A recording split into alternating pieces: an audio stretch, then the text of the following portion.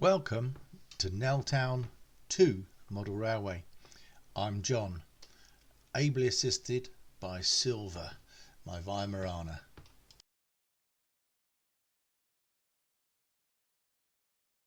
Okay, just like last time, I thought I'd provide a little bit of a video clip of what I've done in the last week or so to the far platform 4, and that is making the platform signage, i.e. Wandsworth Town, adding the benches that I mentioned previously, and also building a small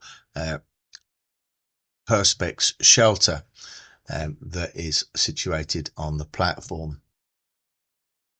So here are a couple of images of the underpass at Old York Road, one showing the oblique angle that the railway lines run at compared to Old York Road, and also a close-up from Google Street View with regard to the buttress that supports the metal bridge. I've decided to tackle the underpass at this stage, as at the far side there are also buttresses which I have to try and install, albeit part of them being hidden, but it means reaching across the working area, so I felt it's probably best to get those done because nothing else will be done in that area once they are fitted, so hence moving on to the underpass itself. The underpass will be constructed primarily of 2mm MDF and an overlay of the plasticard brickwork that I've used previously. Throughout the upper section will be I-beams that I purchased from eBay, and the decorative features will be made from various bits of plastic strip and plastic card.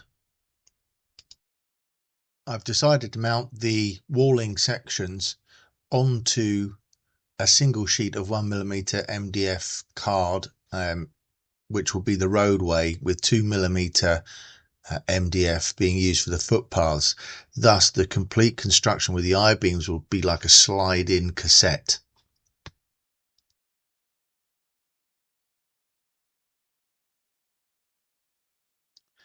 As fairly normal with this build, I'll be using my laser cutter to cut the MDF, but I will be applying the plastic card brickwork and then hand cutting that back to ensure correct fits.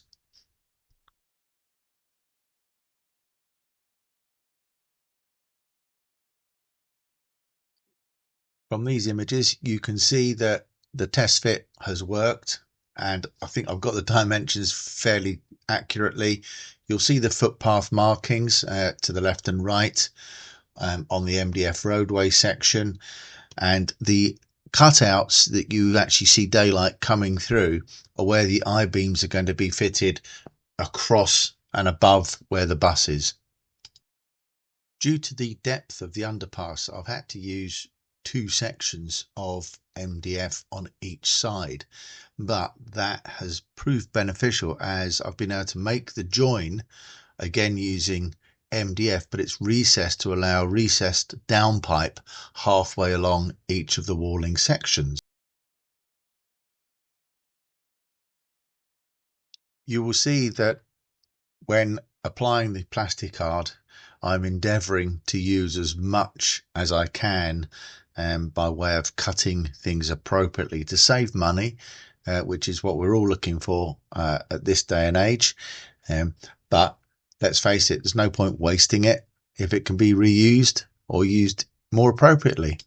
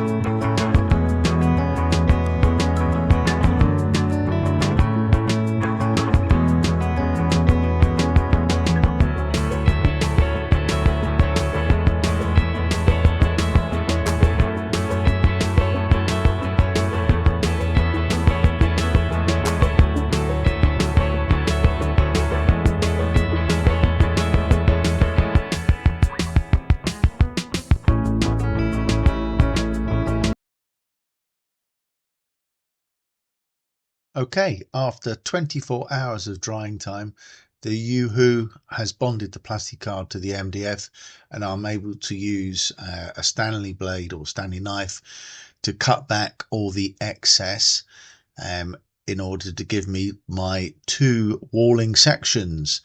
You will see that I'm cutting out a rebated area and in one of the columns, and that is on two faces on each of the columns when I get to the near the end of the video. But I stick in a little bit of MDF behind the cut open square and then set what I've cut back into it, so you have the recessed effect.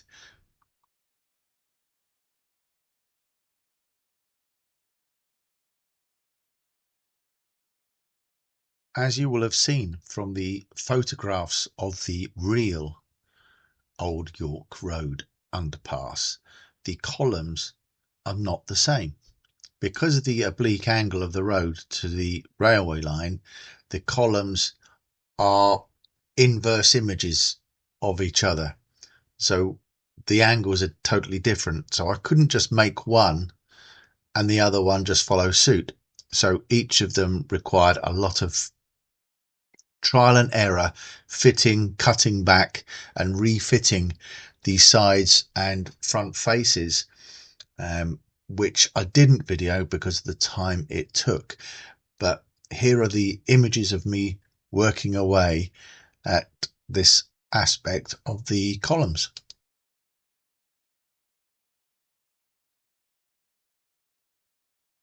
In these images you see the gradual adding of the brickwork features.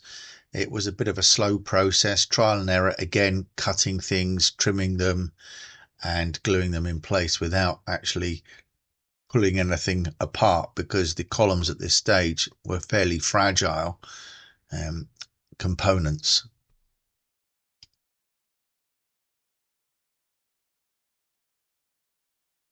Once again, for the painting of the brickwork, I've used Tamiya XF92 yellow brown, and for the red brick, Humbrol Gen 2 acrylic matte number 70. And here you see one of the walls and columns with the basic paint applied. Just like the walls to the rear of platform 4, I applied a number of stages of dark wash to allow some of the bricks to absorb the colour and some not have as much, so it was dappled on or stippled on in various places. That was then allowed to dry, and the next phase was adding a mortar wash, which again I did randomly, some heavy so you can see a lot of mortar, other areas not so much mortar, where it has possibly come out, hasn't been repointed, etc. So all in all, I think at this stage these are fairly passable.